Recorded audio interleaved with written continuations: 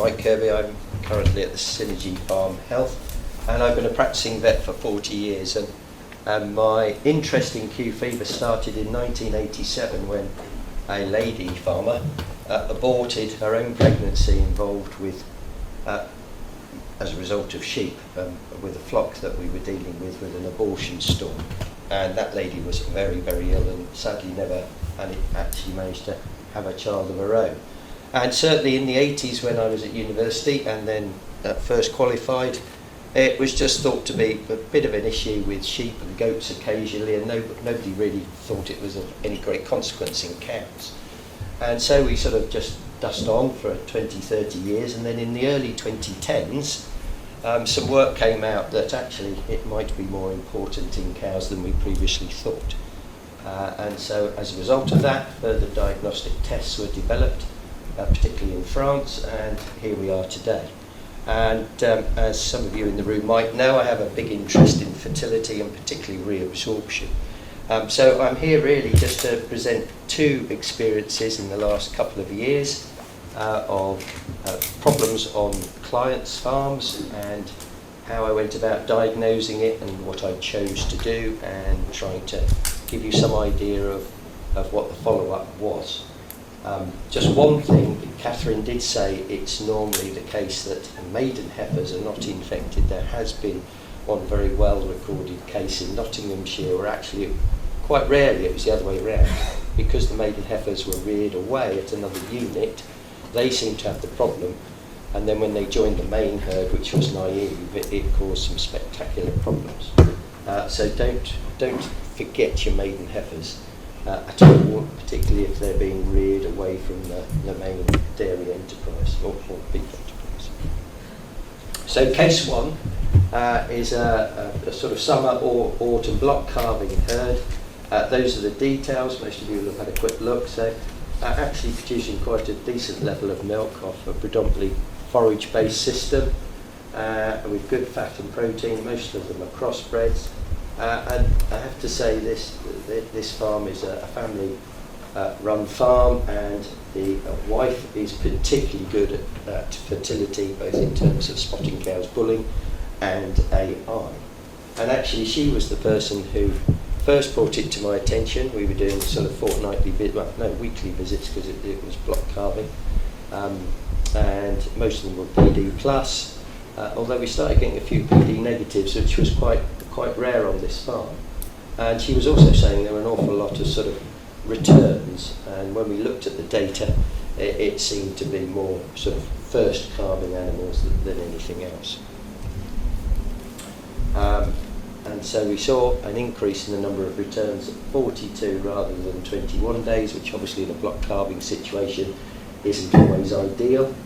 And then towards the end of the breeding season, and subsequently when we stopped serving, we started noticing that although I PD'd them, hopefully correctly, that they were in calf with ultrasound scan, with good amount of fluid, decent sized fetus for the number of days and a viable heartbeat. These cows were returning back into estrus. So this was in spring last year, and 3 out of the 4 reabsorption animals were tested by blood sampling and proved to have positive antibodies for Coxiella, Q fever, but were negative for Neospora, PVD and IBR IgE test. And vets in the audience will wonder what about the lepto. Well, the reason I didn't test for lepto is because they were vaccinated for lepto. So that then prompted us into looking at what was going on in the herd. So we did a bulk milk tank test and quite a high level of seropositivity. And then we decided that we ought to see what's going on in the maiden heifers, so we screened some of those with blood tests, and they were all, so these were the in-calf heifers. Although they were actually in-wintered on the opposite side of the same house, they were all seronegative on an antibody screen. And so we had a big discussion, and they actually elected to vaccinate the whole herd above 12 months. So basically the bulling heifers, the in-calf heifers, and all the cows are drawing off. Quite a big step. So what I'm presenting now is just where we saw the biggest benefit, which is in the first lactation animals, their conception rate. So in 22-23 breeding season, you can see the conception rate was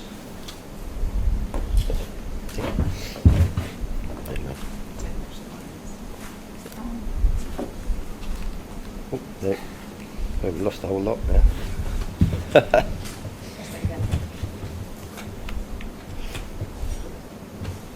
Just point. So it's about 47% conception rate, which is quite a bit below where they would normally expect to be. And then the year up following, so this year, this breeding season, it has gone back up to a remarkable 80%. I mean, I did tell you that they were very, very good at fertility. So that was the biggest effect seen, and it was the conception rate. And this one shows the number of 21-day returns. So in the year where it seemed to rear its ugly head, still very acceptable level at 55% roughly at 21 days, but she wasn't very happy at that because a more normal year would be what we achieved this breeding season at 75%. So one very happy client. And then looking at the number of reabsorptions in the breeding season prior to vaccination, we had 6 reabsorptions, and we've had none at all. Either that or I got better at PD.